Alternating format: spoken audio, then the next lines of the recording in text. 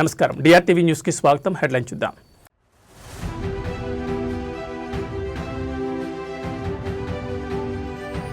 నేడు రాష్ట్రాల సీఎంలతో ప్రధాని మోడీ అత్యవసర భేటీ. గ్యాస్ పెట్రోల్ కొరతపై కేంద్ర రాష్ట్రాల కీలక చర్చ.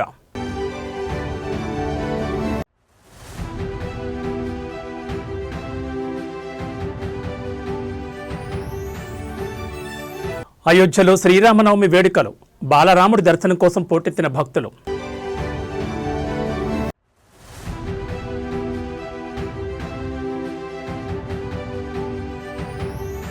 భద్రాద్రిలో శ్రీ సీతారాముల వారి కళ్యాణోత్సవం. పట్టు వస్త్రాలు, ముత్యాల తలంబ్రాలు సమర్పించిన సీఎం రేవంత్ దంపతులు.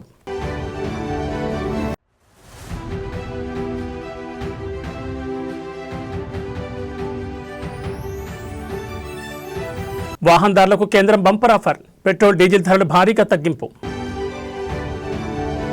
ఇరాన్, ఇజ్రాయెల్, అమెరికా మధ్య యుద్ధం కొనసాగుతోంది. గల్ఫ్లో పరిస్థితులు మరింత ఉద్రిక్తంగా మారాయి. దీంతో యుద్ధం ప్రభావం ప్రపంచమంతా కనిపిస్తోంది. ముఖ్యంగా గ్యాస్, చమురు సరఫరా తగ్గడంతో పలు దేశాల్లో తీవ్ర ప్రభావం కనిపిస్తోంది. ముఖ్యంగా భారత్లో సైతం గ్యాస్, పెట్రోల్, డీజిల్ కొరత కనిపిస్తోంది. ఈ క్రమంలో ప్రధానమంత్రి నరేంద్ర మోడీ ఇవాళ అన్ని రాష్ట్రాల సీఎంలతో వీడియో కాన్ఫరెన్స్ ద్వారా భేటీ కానున్నారు. పశ్చిమాసియా పరిస్థితులపై చర్చించనున్నారు. వీడియో కాన్ఫరెన్స్ ద్వారా మాట్లాడనున్న ప్రధాని మోడీ పశ్చిమాసియా పరిస్థితులతో పాటు దేశంలో నెలకొన్న పరిస్థితులపై కూడా సీఎంలతో నేరుగా మాట్లాడనున్నారు. అయితే ఈ సమావేశంలో ప్రధాని మోడీ ఏం మాట్లాడనున్నారనేది ఉత్కంఠగా మారింది. పశ్చిమాసియాలో కొనసాగుతున్న యుద్ధం భారతదేశంపై, ముఖ్యంగా ధృవీకృత పెట్రోలియం, గ్యాస్, చమురు సరఫరాలకు సంబంధించి కలిగించే ప్రభావాలను సమీక్షించడానికి సాయంత్రం 6:30 గంటలకు వర్చువల్ సమావేశం జరగనుందని వార్తా సంస్థ ఏఎన్ఐ తెలిపింది. ఈ సమావేశం సరఫరా గొలుసులు, ఇంధన భద్రత, విదేశాల్లో ఉన్న భారత పౌరుల భద్రతతో సహా సన్నద్ధతా చర్యలపై దృష్టి సారిస్తుంది. బుధవారం రక్షణ మంత్రి రాజ్నాథ్ సింగ్ అధ్యక్షతన ఈ అంశంపై జరిగే అఖిలపక్ష సమావేశం అనంతరం ఇది జరగనుంది. అయితే ఎన్నికలు జరగనున్న కేరళ, తమిళనాడు, పశ్చిమ బెంగాల్, అస్సాం, పుదుచ్చేరి రాష్ట్రాల ముఖ్యమంత్రులు ఎన్నికల ప్రవర్తన నియమావళి కారణంగా ఈ సమావేశంలో పాల్గొనరు. ప్రణాళిక ప్రతిస్పందన యంత్రాంగాల్లో కొనసాగింపు నిర్ధారించడానికి వారి ముఖ్య కార్యదర్శులతో కేబినెట్ సెక్రటరియట్ ద్వారా ప్రత్యేక సమావేశం నిర్వహించనున్నట్లు నివేదికలు తెలిపాయి. కాగా పార్లమెంట్ సమావేశాల్లో ఇటీవల ప్రధాని మోడీ మాట్లాడుతూ కీలక వ్యాఖ్యలు చేసిన విషయం తెలిసిందే. పశ్చిమాసియాలో నెలకొన్న పరిస్థితులతో దేశంలో ఇంధన కొరత నెలకొందని, అయితే ఎలాంటి పరిస్థితులు వచ్చినా సిద్ధంగా ఉండాలని ప్రధాని మోడీ సూచించారు. పశ్చిమాసియాలో ఉద్రిక్తతలు దీర్ఘకాలం కొనసాగే అవకాశం ఉందని, దేశ ప్రజలు ఏ సవాళ్లనైనా ఎదుర్కోవడానికి సిద్ధంగా ఉండాలని ప్రధాని మోడీ రాజ్యసభలో ప్రసంగిస్తూ దేశ ప్రజలకు పిలుపునిచ్చారు. ఈ సందర్భంగా ఆయన ఇంధన భద్రత, భారతీయుల రక్షణపై కీలక వ్యాఖ్యలు చేశారు. ప్రపంచవ్యాప్తంగా ఇంధన మార్కెట్ అతలాకుతలమవుతోందని, దేశంలో కూడా ప్రభావం చూపే అవకాశం ఉందని పేర్కొన్నారు. తాము గల్ఫ్ దేశాలు, అమెరికా, ఇజ్రాయెల్, ఇరాన్ నాయకులతో నిరంతరం సంప్రదింపులు జరుపుతున్నామని, చర్చలు, దౌత్యం ద్వారానే శాంతిని పునరుద్ధరించాలని భారత్ బలంగా నమ్ముతోందని ప్రధాని మోడీ స్పష్టం చేశారు.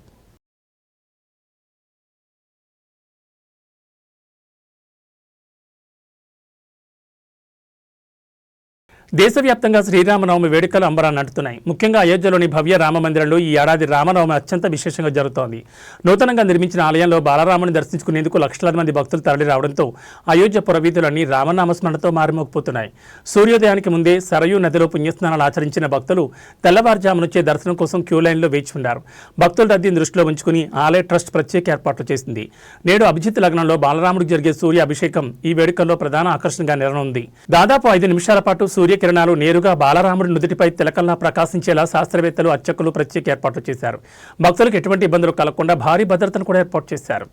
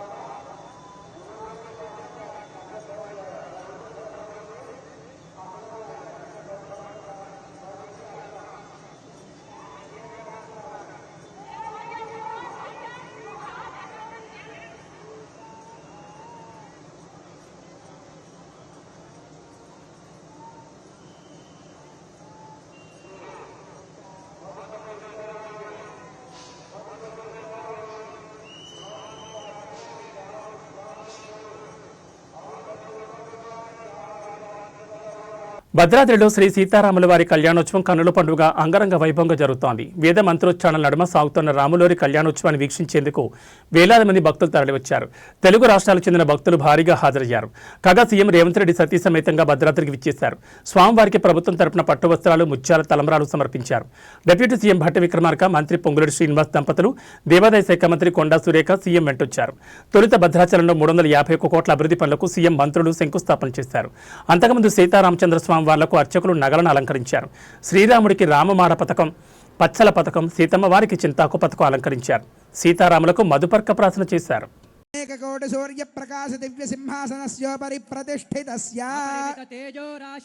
అఖిల జగన్మాతృ శ్రీభూనీలాభిః పరిసేవ్యమానస్య ప్రాచ్యాదేశాన పర్యంతం వాసుదేవాదిమూర్తిభిస్తేషాం శక్తిభిః పరిసేవ్యమానస్య తద్బహిః ఆదివరాజాద్యక్త విద్యేశ్వరైః పరిసేవ్యమానస్య సుదర్శనాది దివ్యాయుధారిభిః పరిసేవ్యమానస్య తద్బహిః అనంతగరుడ విశ్వక్సేనాది నిత్యైః పరిసేవ్యమానస్య ద్వారాధ్యక్షైః చండాదిద్వారపాలైః పరిసేవ్యమానస్య తద్బహిః ఇంద్రాద్యష్టలోకపాలైః పరిసేవ్యమానస్య కుముదాద్యష్టపార్షదేశ్వరైః పరిసేవ్యమానస్య తద్బహిః పరితః పంచకాలపరాయణైః భగవచ్ఛేషకర్మనిష్ఠైః సాలోక్యాధిపతస్థితైః నిత్యతృప్తైః పరిసేవ్యమానస్య అఖిల జగత్ సృష్టి స్థితి సంహార కారణ కర్తృభూత. రాజన్న సిరిసిల్ల జిల్లా ఎల్లారెడ్డిపేట మండలంలో శ్రీరామనవమి వేడుకలు కన్నుల పండుగ జరిగాయి.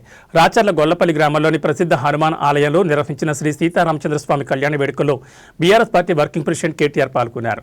ఆలయానికి చేరుకున్న కేటీఆర్కు అర్చకులు, స్థానిక నేతలు ఘన స్వాగతం పలికారు. అనంతరం స్వామివారి కళ్యాణ మహోత్సవాన్ని ఆయన స్వయంగా తిలకించి ప్రత్యేక పూజలు నిర్వహించారు. లోక కళ్యాణం కోసం జరిగిన ఈ వేడుకలలో భక్తులతో కలిసి కేటీఆర్ కొద్దిసేపు గడిపారు. ఈ సందర్భంగా నియోజకవర్గ ప్రజలందరూ సుఖ సంతోషాలతో ఉండాలని, పాడి పంటలు సమృద్ధిగా ఉండాలని కోరుకున్నట్లు ఆయన తెలిపారు. ఈ కార్యక్రమంలో స్థానిక ప్రజాప్రతినిధులు, భారీ సంఖ్యలో భక్తులు పాల్గొన్నారు.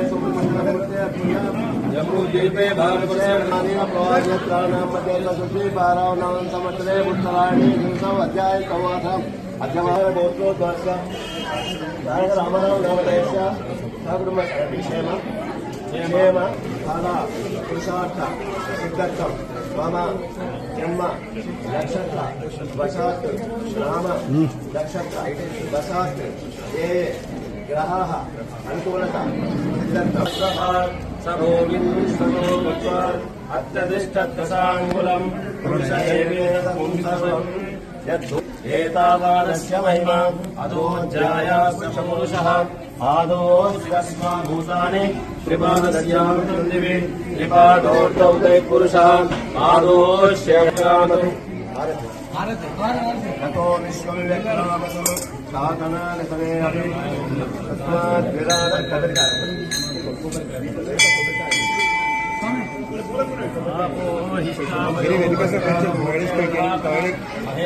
ओम केशवाय नमः, ओम इंद्राय नमः, ओम विष्णवे नमः, ओम मधुसूदनाय नमः, ओम त्रिविक्रमाय नमः, ओम वामनाय नमः, ओम श्रीधराय नमः, ओम श्रीकेशाय नमः, ओम पद्मनाभाय नमः, ओम दामोदराय नमः, ओम संकर्षणाय नमः, ओम प्रद्युम्नाय नमः, अन्नश्री परमात्मने नमः, कृष्ण परब्रह्मणे नमः।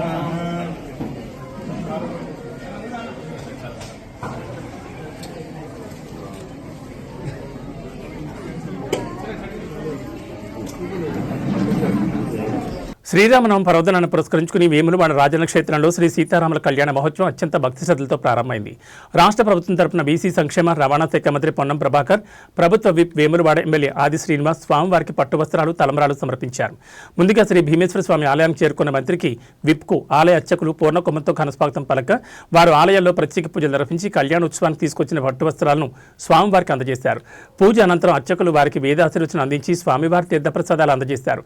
అంతకుముందు ఆలయ అతిథి గృహంలో మంత్రి పొన్నం ప్రభాకర్ను జిల్లా collector Garima Agarwal, SP Mahesh B Gite మర్యాదపూర్వకంగా కలిసి పుష్పగుచ్చం అందజేశారు. శివార్చన వేదికపై నిర్వహించనున్న కళ్యాణ వేడుకల ఏర్పాట్లపై చర్చించారు.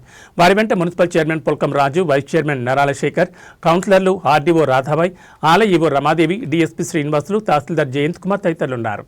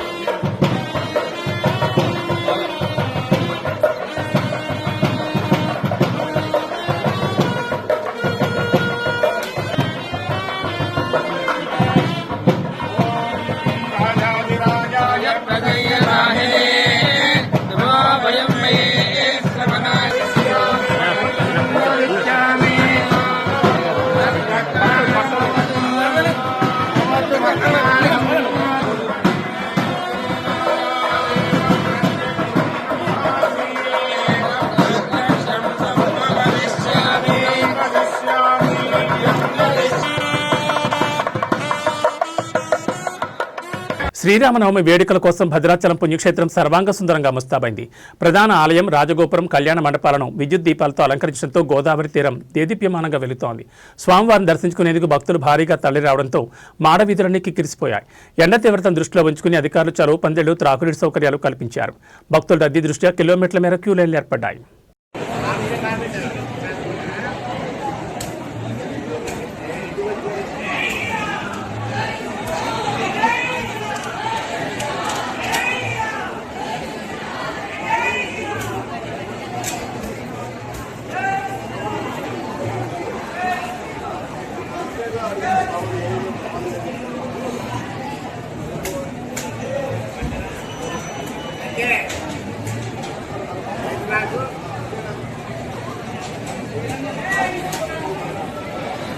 నేడు శ్రీరామనవమి. రాష్ట్రంలోని అన్ని రామాలయాలు భక్తులతో కిటకిటలాడుతున్నాయి. పలు ఆలయాల్లో సీతారాముల కళ్యాణం ఘనంగా నిర్వహించనున్నారు.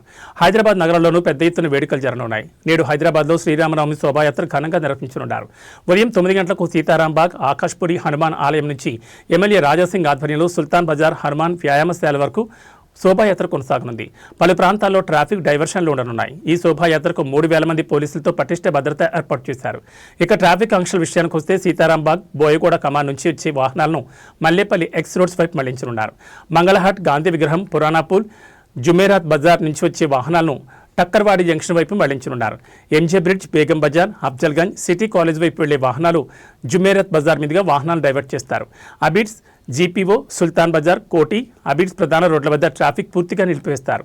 బేగం బజార్, అఫ్జల్గంజ్, ఎంజే మార్కెట్, కోటి, కాచిగూడ, అబిడ్స్ ప్రాంతాల్లో శోభాయాత్ర సజావుగా సాగేందుకు వాహనదారులు, పోలీసులు సహకరించాలని, సాధ్యమైనంత వరకు యాత్ర సాగే మార్గాల్లో కాకుండా ప్రత్యామ్నాయ మార్గాల్లో ప్రయాణించాలని ట్రాఫిక్ పోలీసులు విజ్ఞప్తి చేశారు.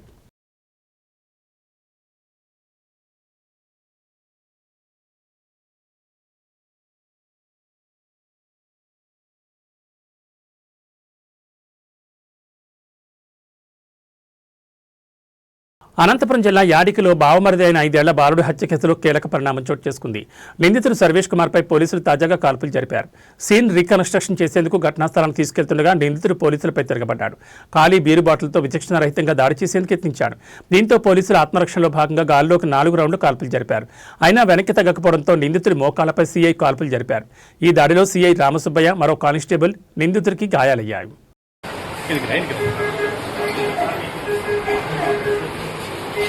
సార్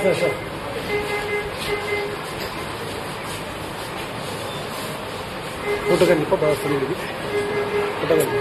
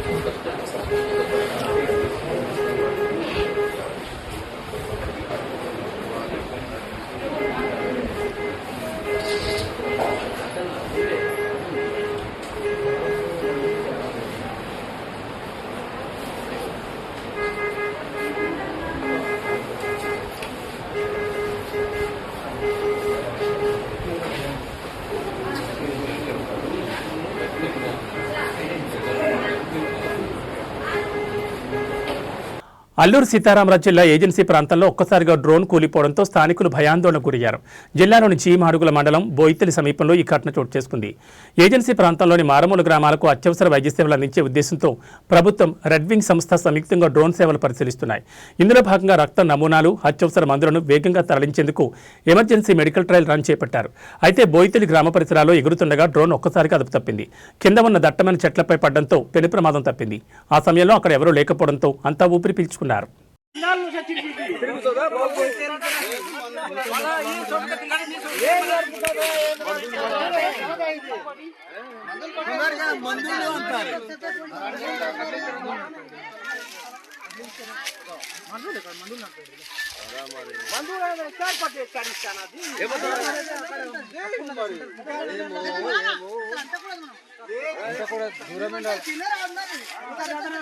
ఆల్రెడీ చూస్తాను ఆల్రెడీ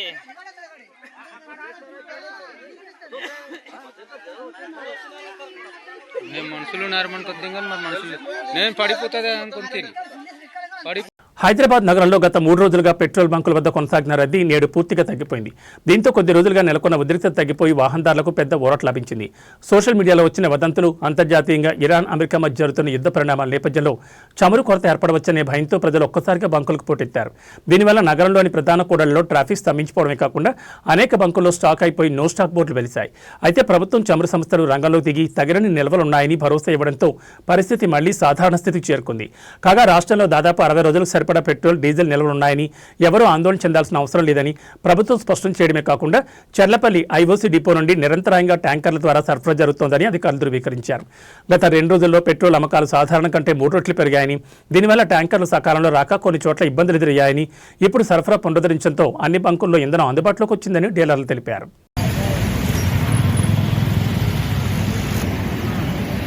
हमारा उस्ताद कौन है मालूम ना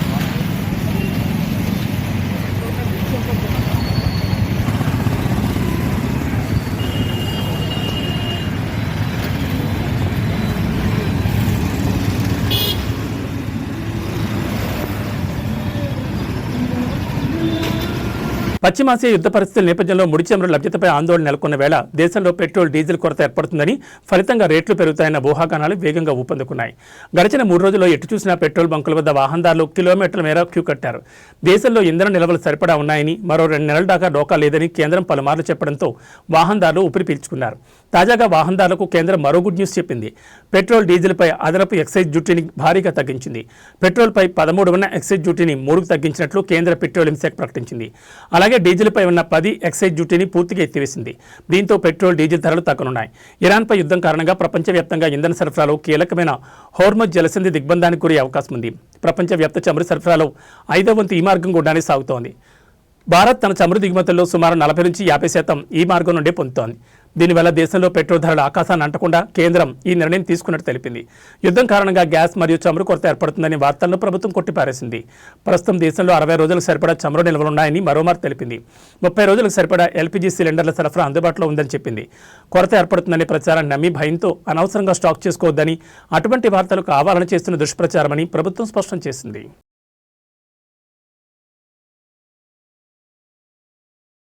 ఇవి బులెటిన్ విశేషాలు. మరో బులెటిన్లో మళ్ళీ కలుసుకుందాం. నమస్కారం.